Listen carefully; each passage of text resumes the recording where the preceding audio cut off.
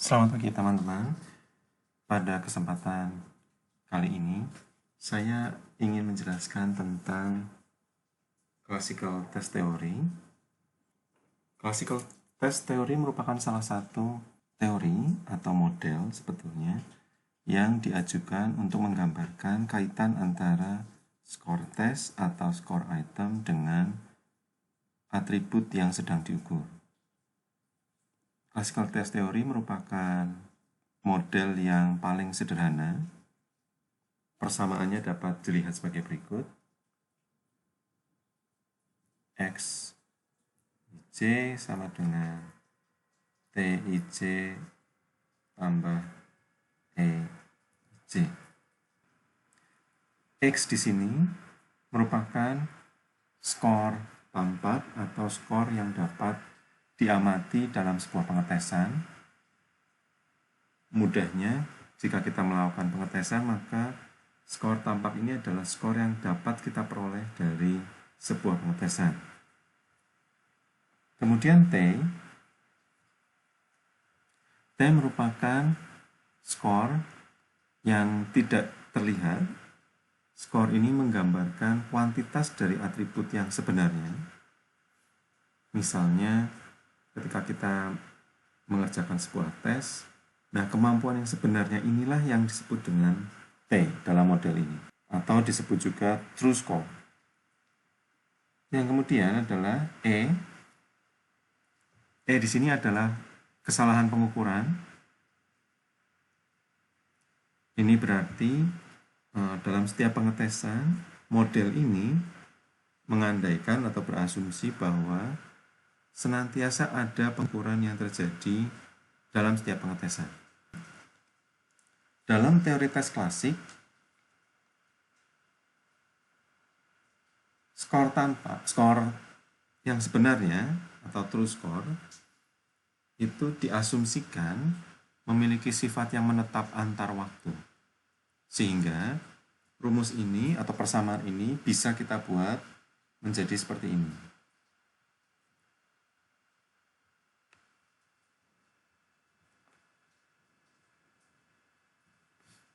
Nah, subscript I itu menggambarkan nomor orang ke-1, orang kedua, sementara J itu menggambarkan waktu pengetesan.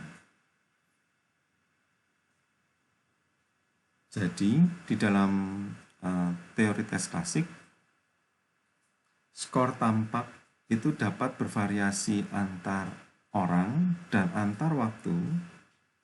Artinya, bahkan dalam satu orang itu sendiri, ketika dia diberi pengetesan beberapa kali, hasil pengetesan dari orang yang sama ini dengan menggunakan tes yang sama itu dapat bervariasi antar waktu. Misalnya bisa saja seseorang di tes IQ hari ini mendapatkan skor 100, mungkin 3 bulan kemudian atau 6 bulan kemudian skor IQ orang ini meskipun menggunakan tes yang sama dapat berbeda. Kemudian T, skor tampak, diasumsikan bersifat menetap antar waktu.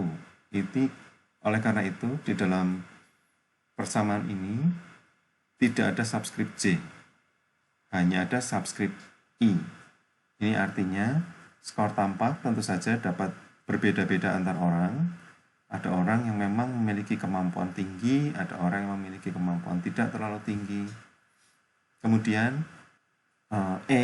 error pengukuran, itu dapat bervariasi antar orang dan dapat bervariasi antar waktu. Ini berarti error yang terjadi pada pengukuran pertama bisa saja berbeda dengan error yang terjadi pada pengukuran kedua. Nah, persamaan ini yang kemudian dikenal sebagai classical test model atau classical test theory.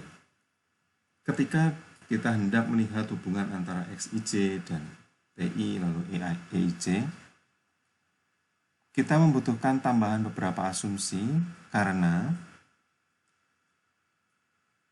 T dan E itu tidak dapat diamati. kita tidak dapat melihat kemampuan orang yang sebenarnya. Kita juga tidak dapat melihat error pengukuran yang terjadi pada orang itu dalam setiap waktu pengukuran. Oleh karena itu, kita membutuhkan seperangkat asumsi untuk bisa menentukan hubungan antara ketiga elemen ini. Keterkaitan antar tiga elemen ini yang kemudian menjadi dasar dari penyusunan cara-cara untuk mengevaluasi reliabilitas dari sebuah tes. Karena kita ingat dalam paparan sebelumnya, dalam bab sebelumnya, reliabilitas senantiasa terkait dengan error pengukuran. Baik. Kita masuk ke dalam asumsi yang pertama, atau kalau di dalam bukunya Pak Pratik itu adalah asumsi yang kedua.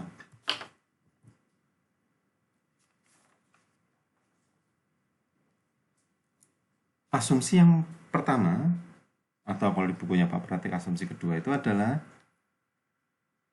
expected value dari X sama dengan T. Nah, expected value dari X ini diambil antar waktu, sehingga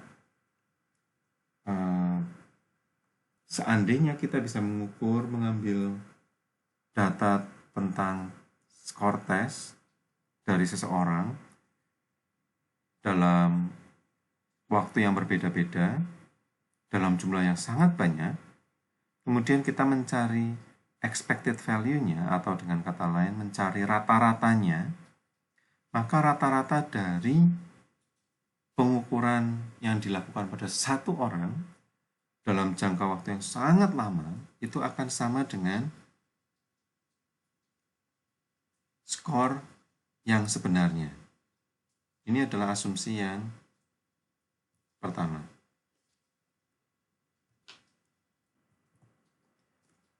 Dalam hal ini, pengukuran yang berulang kali ini diasumsikan memiliki sifat yang independen, artinya pengukuran pada X yang dihasilkan dari pengukuran yang pertama tidak mempengaruhi hasil atau mempengaruhi X pada pengukuran kedua, dan seterusnya. Baik, asumsi yang kedua atau asumsi yang ketiga dalam bukunya Pak Pratik, yaitu bahwa korelasi antara error dengan skor yang sebenarnya itu sama dengan 0.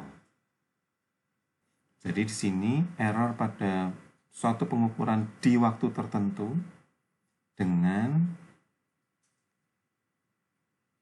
skor yang sebenarnya itu 0. Ini berarti bahwa tingkat kemampuan seseorang yang sebenarnya tidak dapat mempengaruhi atau tidak diikuti oleh error pengukuran yang lebih rendah atau lebih tinggi. Dengan kata lain, misalnya seorang dengan kecerdasan yang tinggi, dengan IQ yang tinggi, itu tidak kemudian serta-merta membuat kesalahan pengukurannya itu menjadi lebih tinggi atau lebih rendah. Ya, mudahnya orang yang memiliki IQ yang tinggi itu tidak kebal terhadap misalnya kejadian pensil yang digunakan putus, atau kejadian bahwa tadi pagi dia lupa makan, atau kejadian dia melupakan satu materi. Nah, oleh karena itu error pengukuran yang terjadi itu tidak berkorelasi dengan kemampuan sebenarnya dari seseorang. Asumsi yang ketiga atau yang keempat di bukunya Pak Pratik,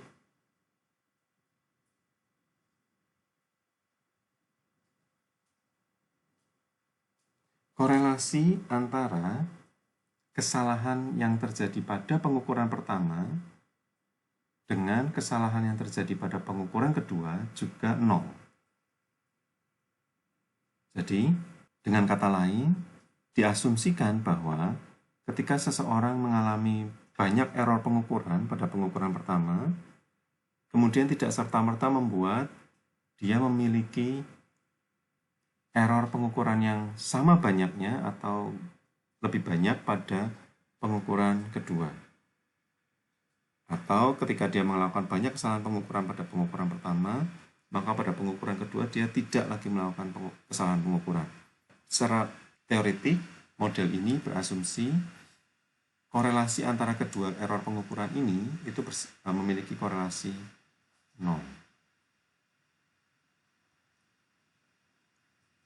Yang keempat,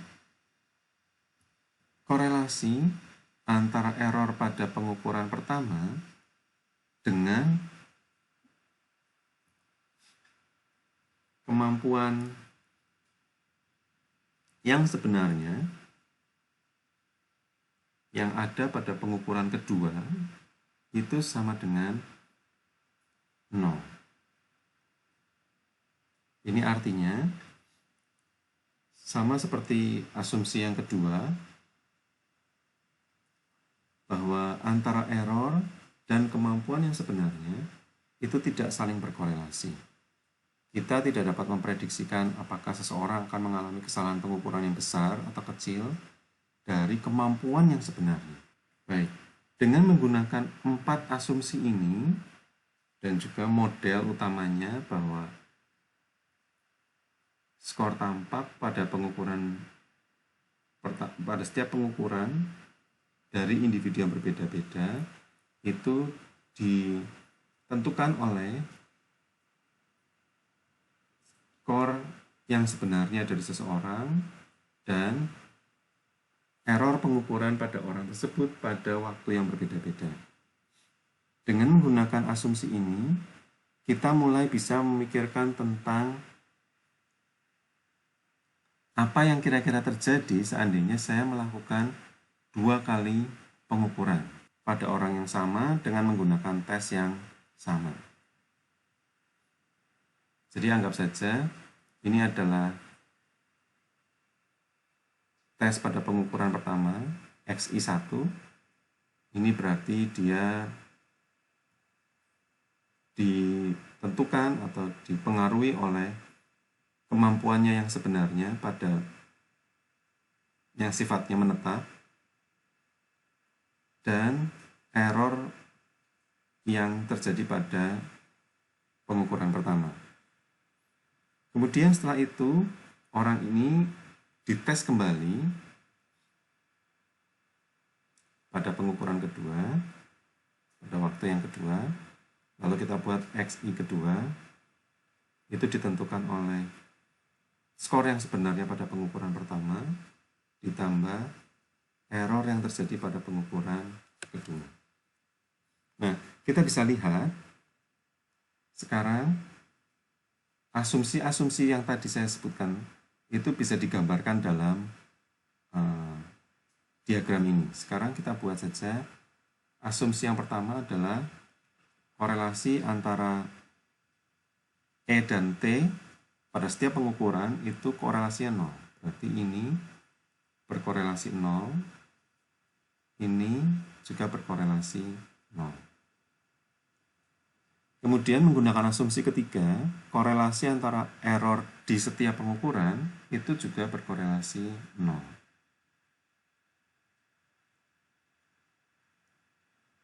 Lalu yang keempat, korelasi antar error dan kemampuan yang sebenarnya antar pengukuran, antar waktu pengukuran itu juga 0. Nah, karena T, kemampuan yang sebenarnya, diasumsikan tidak berubah antar waktu, maka T ini memiliki korelasi yang sempurna. Jadi korelasi antara kemampuan yang sebenarnya pada seseorang di pengukuran pertama dan di pengukuran kedua itu persis sama, sehingga korelasinya sama dengan 1. Nah, kira-kira apa yang akan terjadi dengan korelasi antara X pada pengukuran pertama dan X pada pengukuran kedua? Itu yang akan menjadi bahan diskusi dalam forum diskusi teman-teman hari ini. Kita ketemu lagi minggu depan dengan pembahasan apa yang terjadi dengan X1 dan X2 ini. Silakan berdiskusi.